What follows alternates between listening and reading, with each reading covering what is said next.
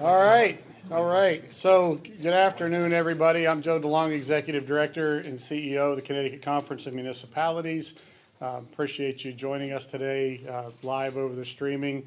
It has been a decade. It's hard to believe, but it has been a decade since I began this role and came to the state of Connecticut.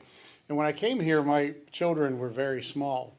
And they've grown up and become more self-sufficient over the last 10 years. So I was really excited, strangely enough, as a father, last week when my youngest daughter, who's in 7th grade, came to me and said, Dad, will you help me with my math homework? It's a request I don't get very often anymore.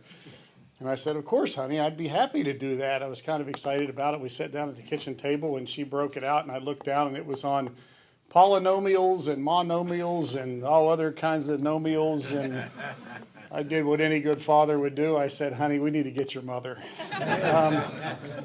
But today, CCM is going to launch this Do the Math campaign that I can promise you, at least if nothing else for my benefit, will be much simpler than 7th grade math.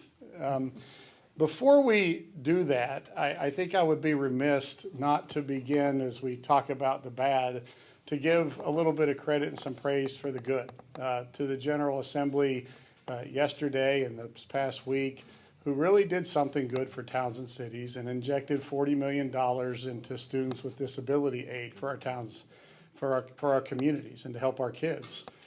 And that was important because they had to really push back and win a battle against the governor to make it happen. And sadly enough, this isn't the first time that we've seen that have to go that route. Just last year, the governor had proposed to cut ECS funding that was put in the budget the year prior by $50 million. The General Assembly pushed back on that and said no. When the governor took office, going all the way back to his first term, one of his first priorities was to shift teacher retirement costs into the property tax. Many people forget that because of tolls, but that was a major priority. The General Assembly, rightfully so, pushed back, protected our property taxpayers, and said no. But we're going to really need, over these next 2 to 3 months, our friends in the General Assembly to do more of that pushback and to show additional leadership for our communities. Because when you do the math on the governor's budget proposal, it is frankly probably the largest property tax increase proposal that I've seen in my 10 years here in Connecticut. Just want to walk through that a little bit. Well, the ECS funding has increased a little bit in this proposal. It's really because of an accelerated rollout, but many of our towns and cities are actually seeing education funding reductions in the governor's budget proposal. What many people don't know is the Boston Consulting Group did an analysis on this, and during the governor's tenure, in real dollars, education funding has decreased by $407 million during the governor's tenure. In real dollars, not keeping up with inflation, using a compounded annual growth rate. Governor Lamont has essentially put $407 million in property tax increases into the budgets in which he has signed. In terms of pilot funding, towns and cities lose over $1 billion in revenue on property tax exemptions on state-owned and private college and hospital property. And while pilot funding has been increased in the last few years, it's actually still underfunded by over $400 million. And in the governor's proposed budget, he actually decreases pilot funding slightly. Over the past decade, we have seen $19 billion, billion with a B, $19 billion of taxable property taken off the municipal tax rolls. None of that money that has been taken off of the tax rolls has been replaced with additional funding. In fact, you can drive through Connecticut and communities today where property has been taken off the tax rolls that are $1 million or $2 million homes that no longer have to pay property taxes. But the reason why they don't have to pay it is because the burden that would have been placed on the owners of those $1 million or $2 million homes is now being borne by people right down the street or right down the block from them that are seniors single mothers, working families that live in $400,000 to $450,000 homes. A direct tax shift. The Mohegan Fund that was created for towns and cities to share gambling revenues with the state. The Mohegan Fund back in 2002, our cities and towns received $135 million a year out of the Pequot Mohegan Fund. The governor's current budget proposes that they receive $52.4 million, even though that those gaming revenues have increased significantly over those decades. In fact, the governor's proposal reduces that grant funding from FY16 at a 23% down to 18% in FY25. We talked about some good things that the General Assembly has done. The General Assembly recognized this back in 2023 and determined it was wrong. In a very bipartisan, almost completely unanimous fashion, passed a bill to make it to where those grant funds would return to their original amounts and could not be reduced. Governor Lamont vetoed that legislation. So as I stand here before you today, we're looking at a budget with the statutory formula grants that actually has increased modestly in the governor's proposal by 2.5%. That 2.5% is far outpaced by inflation. And so what ends up happening is our communities with further tax-exempt property, with inflationary adjustments that aren't made, have to sit and listen to Hartford talk about how it has not increased taxes, when in reality, billions of dollars of tax increases have been pushed down to the local level to end up going into the property tax and someone else to take the blame. So today you're going to hear from 5 local officials who are going to talk about this on a very local level, on what the governor's budget means to them and what the challenges are that face their communities. The first person I'm going to call up to the mic is CCM President and the Mayor of the City of Stratford, Mayor Laura Hordick. Excuse me, Ed. Absolutely. Good morning, everyone. Thank you for being here today. I stand with my colleagues behind me in strong support of what the General Assembly has done recently in recognizing that our special education is at a critical point where we really need to make some changes so we can afford the best education possible to our students and the positive effect on our families. Trying to do the right thing for our kids and our teachers has really resulted in the raising of property taxes, and that's not the way we wanted this to be. Our schools and what we provide our families and our kids is super important. We know this, but we need the General Assembly's help in regulating the cost of special education as well as the funding of it. And I think that as we've been communicating for the last 2 years, and again, very appreciative of what the General Assembly has done the last week, and then tried to do again after the governor vetoed that part of the bill, shows you that they're listening and they are really conscious of the right thing to do for moving Connecticut forward. So I would encourage all of us to applaud them, but also to continue to work with them hard and the governor's office to make sure that we move this part, the biggest part of property tax reform, forward this legislative session. Thank you, Joe.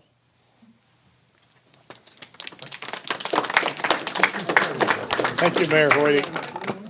The next person we're going to hear from is the Mayor of New London. We hear so many times when we talk about municipal aid reductions, especially when it comes to ECS, that it's a balancing out of the well-funded, wealthier communities to make sure that we're addressing equity issues, particularly in a lot of our urban centers.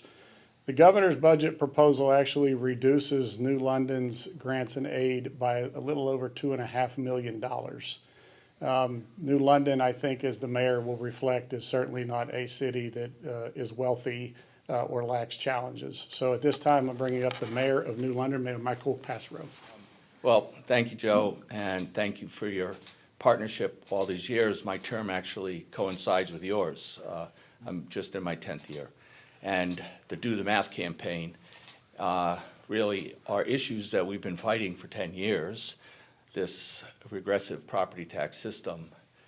And we've made little headway, I think. I could say that New London has made headway, and I have to thank the governor for his support of the economic development engine that has been really revving up in New London. And that's the way that we saw our way out of this regressive property tax system. And we've just simply been growing our grand list thanks to great development and trying to push off the tax increases that on a city like New London are just inexcusable and impose even a greater burden on our families, which already suffer. The lower you are on the economic ladder, the greater the burden of a property tax system. And in New London, 60% of our families are what's called ALICE households, asset limited, income constrained, but employed. These are the working poor. The two job, family, the leaders of the family have to work multiple jobs to make ends meet to support their families. And 20% of the households in New London live below the poverty line. The income of families in New London is half of the income of the families in the state. So these regressive property tax issues hit us the hardest, and bring in the COVID, and now this housing crisis. We just went through a reval that shifted remarkably the tax burden from our commercial properties onto our households. Despite a 10 mil tax, lowering the taxes by 10 mils last year, our family still incurred remarkable property tax increases, which we couldn't prevent, and we didn't increase the income to support the government or our education system. It was just a loss of revenue from our commercial and the inability to put more of a burden on our families. So fast forward to this year, and ironically, because we dropped the mill rate, we also lost $1.5 million in our pilot reimbursement because, in the ultimate wisdom of the state, half of the property in New London we can't even put property taxes on. And we fell below the municipal motor vehicle cap. So we lost $1 million in motor vehicle reimbursement. So it's really a perfect storm with the fixed cost increases. We're trying to dig ourselves out of a $3.5 million hole as we put together a budget that's about $50 million. So you can do the math there. It's not possible. I ironically say, listen, I'm just going to start winding down the business in May and close up shop in July. But that's not possible. But the government in New London next year is not going to be recognizable compared to the government in New London today. And that's just a fact because I don't have the option to raise taxes. The school district's facing a $6 million hole. They gave me a budget that requires $6 million more from the tax base in New London. So what they want me to do is, it's more than just putting a further burden on the families of the students they're trying to help.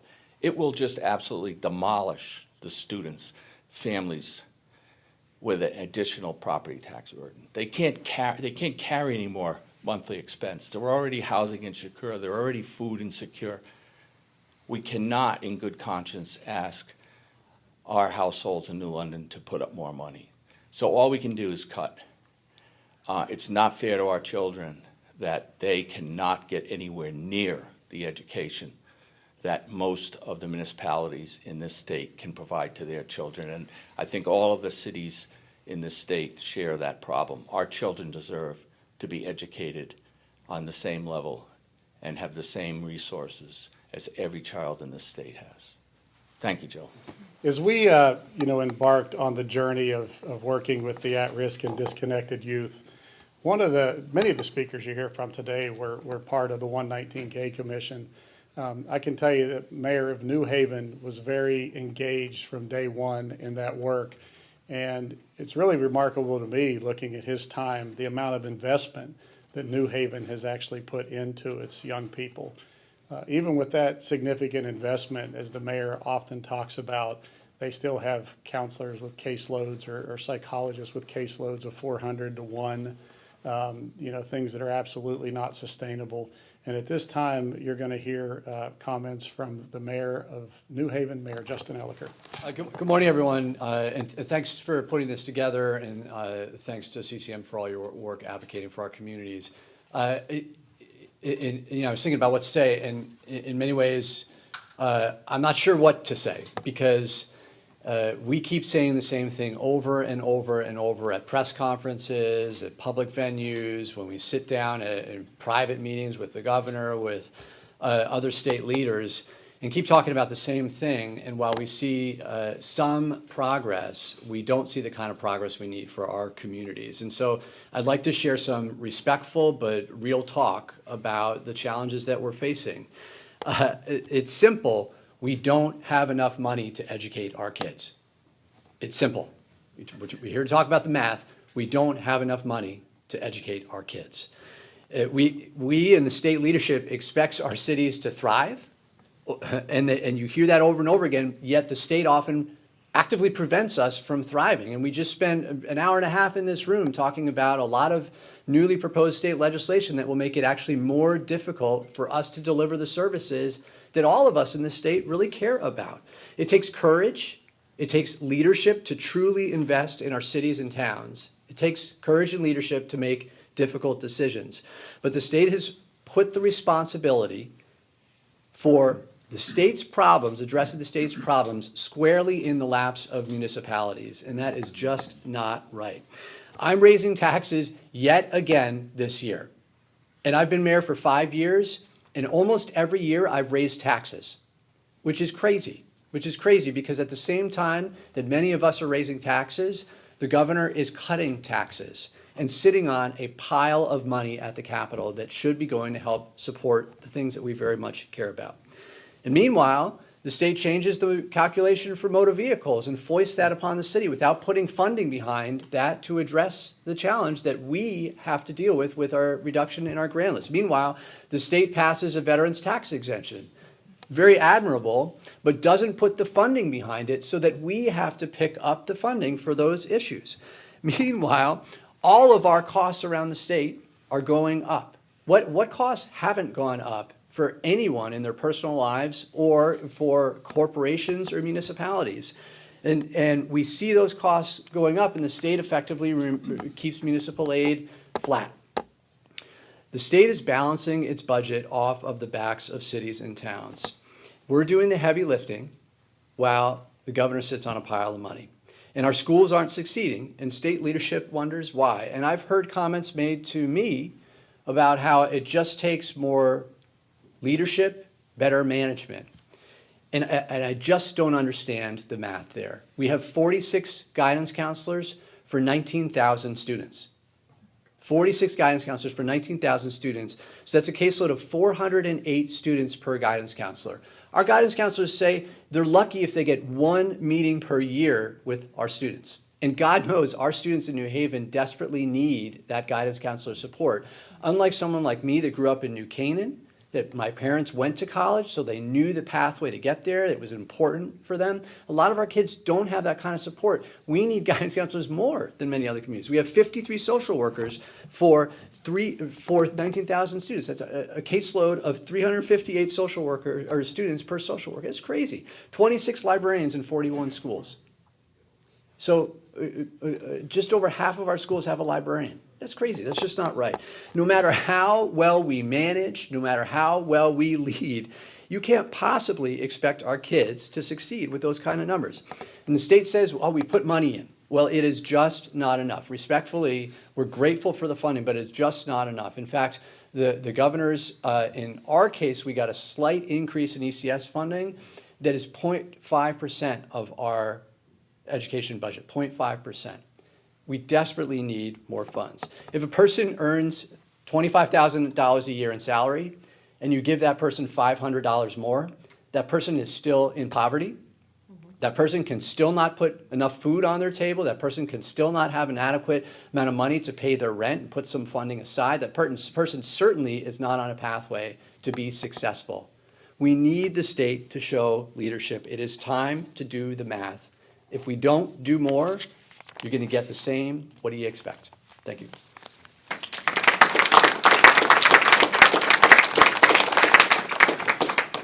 Next, showing the diversity of these challenges across our urban communities, to our small towns, to our mid-sized towns. Someone else who was very actively engaged in the 119K Commission, the first selectwoman of Stonington, First Selectwoman Danielle Chesbro. Thank you. Just to echo, I mean, so appreciate all of CCM's work and the staff time that's put into this. So I think, like our state partners, all of us are also going through budget season right now. And while similar to the remarks you've heard before, there's clearly been a disconnect, I feel like this year it's really hit a tipping point. And I feel similar to Mayor of New Haven, where we need to be heard this time, because we are at a very challenging point where we can't fund our schools, we can't fund our critical infrastructure, our police. Everything falls on our local property taxes. Most of you probably know we have the third highest property tax rate in the entire country.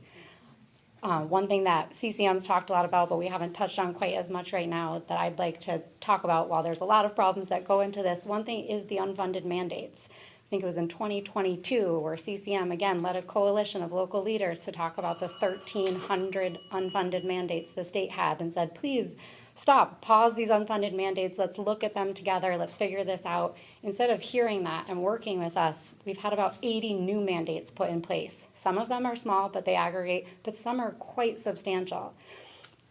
In addition to this, what I think is frustrating, and we've hit this tipping point, is that if we were doing exceptional, it might all be okay. But as others, mayors and first selectmen have pointed out, we're failing on a lot of fronts, particularly with our youth. We have 1 in 5 children in Connecticut who are disconnected. That's unacceptable. We can do better. We have mayors, first selectmen, town managers, tax assessor associations, so many people who are willing to come to the table and look at tax reform, look at how to change our regulations, and yet we don't feel like we're being heard.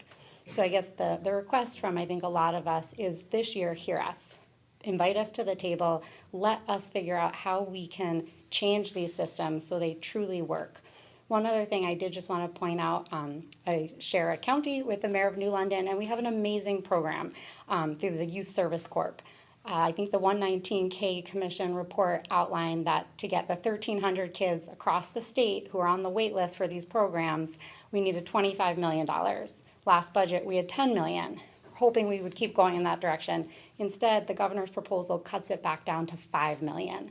This is the wrong direction. These are programs. We went and visited Domus Kids in Stamford. We have a program at the Mystic Seaport. There's a number of programs in New London and surrounding areas that have proven success rates. They lead to long-term employment. These are programs that have a strong return on investment, and yet we're seeing a reduction in that investment. And that's just one of the areas that we wanted to highlight. But I think overall, if we can work together, I think we can invest in the right areas, reduce the property tax burden, and invest in our kids in the way that I think generations to come will be thanking us for. But we really need our state partners to hear us this year. Thank you. Our final speaker is actually someone that had an appointment prior to this today, and left the appointment and drove a long distance so he could be here to share his thoughts, and that is the mayor of the city of Bristol, Mayor Jeff Caggiano. Thank you, Joe. I didn't have to adjust too much, which is good. Yeah, I think that this hits all of us, and I'm glad that you asked me to speak. I think Bristol fits in the middle of a lot of the stories that you heard with the cities. My comments will be directed towards Bristol.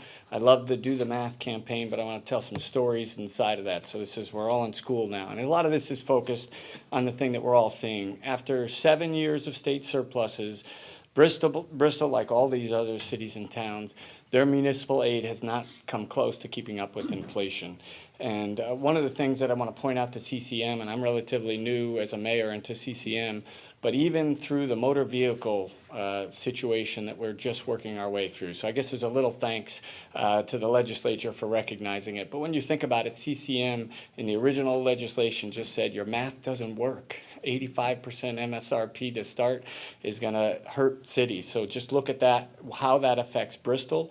That would have made us lose $2.5 million without getting any new cars, without losing anything, and that comes right off the backs of the homeowners. You've heard a lot about that burden shift towards homeowners, and I'll give them credit. I think they finally listened to CCM now.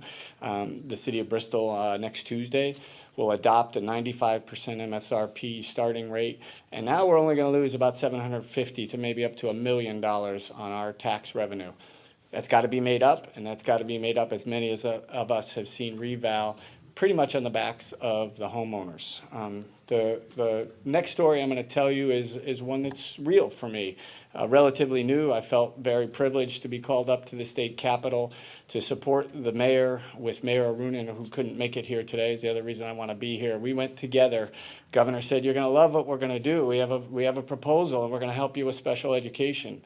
Well, Mayor Arunin and I showed up and quite honestly got poked in the eye a little bit here because we were told that we're going to get $40 million in the second year of the biennium. And I think luckily the reporters beat up on the governor a little bit more on that one, and I think the legislature has come back and they have their agreement to fix that. But that's such a small impact to the city of Bristol, where it looks like we're going to get about $1.3 million of excess cost funding. We were underfunded in just the way our Board of Ed budgeted by $2.7 million last year. We're not keeping up with the math.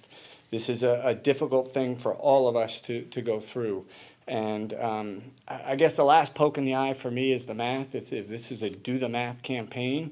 When you look at the governor's budget touting a $50, I said that right, $50 income tax credit, and he's going to tout that he's helping the local homeowner out there. I think you've heard the stories from everybody up here. To put that into context in the city of Bristol, as we're going now, it's going to be about a $500 tax increase per resident in the city of Bristol. All of my colleagues here see that same thing. The math doesn't add up. My main focus today was to focus on that special education funding, because I did go up to the Capitol in good faith to try to get that done in a nonpartisan manner, and we need to do better.